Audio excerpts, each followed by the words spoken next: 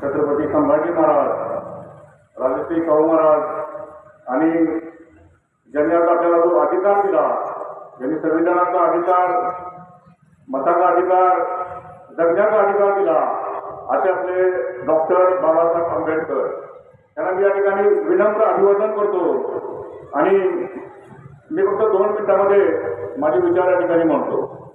आपण आजपर्यंत बघितलं की समाजामध्ये वाद निर्माण करण्याचं काम या ठिकाणी होत आहे.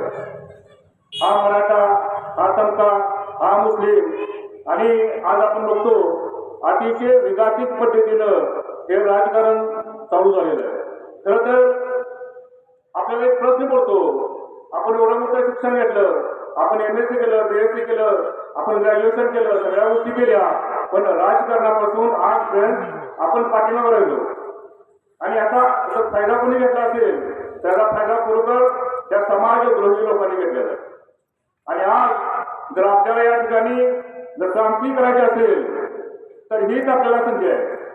आणि या बाळवणी जिल्हा परिषद गटामधून आमचे मित्र या ठिकाणी उभे आहेत, तर यांना आपण प्रचंड बहुमताने आपण निवडून देण्याचं काम आपण केलं पाहिजे. खरं तर आज आपण बघितलं तर आपल्या भारत देश असेल किंवा आपला महाराष्ट्र असेल, सांगली जिल्हा असेल, आपला खानापूर तालुका असेल, विटा असेल किंवा कुठल्याही या ठिकाणी निवडणूक असेल, तर ही निवडणूक सर्वसामान्य लोकांची ही निवडणूक राहिलेली नाही. प्रचंड पैसा पाहिजे, आपल्या पाठीमागं राजकीय पाठबळ पाहिजे आणि आपण अशा गोष्टी जर असतील तरच आपण या ठिकाणी राजकारणामध्ये आपण प्रवेश करू शकतो किंवा आपण या ठिकाणी उभे राहू शकतो. खरं तर मला आज खास अभिमान वाटतो की ढवळेश्वर गावामध्ये जे आमचे मित्र आहेत त्याने एक मोठा निर्णय घेतला आणि बहुजन समाजाच्या वतीनं हे आज उभे आहेत. आपलं मत हे 1 लाख मोलाचं मत आहे, एक विचाराचं मत आहे. या ठिकाणी आपल्याला पैसे मिळणार नाहीत, आपल्याला कुठल्याही प्रकारचे जेवण त्या ठिकाणी दिलं जाणार नाही, पण आपलं जे मत असणार आहे ते आपलं स्वाभिमानाचं मत असणार आहे. आणि आपलं हे स्वाभिमानाचं मत, एक मत आपल्याला आपले विचार, आपली क्रांती या ठिकाणी होऊ शकते असं मला वाटतं या ठिकाणी. तर सर्वसामान्य घरातून, सर्वसामान्य जनतेतून आज या ठिकाणी उठाव करण्याची गरज आहे.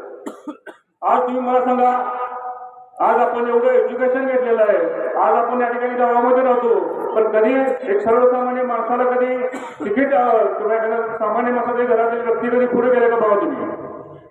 गेली 20 वर्ष आपण बघतोय तेच घर, तेच व्यक्ती, तेच मतदार आणि तोच व्यक्ती या ठिकाणी होतो.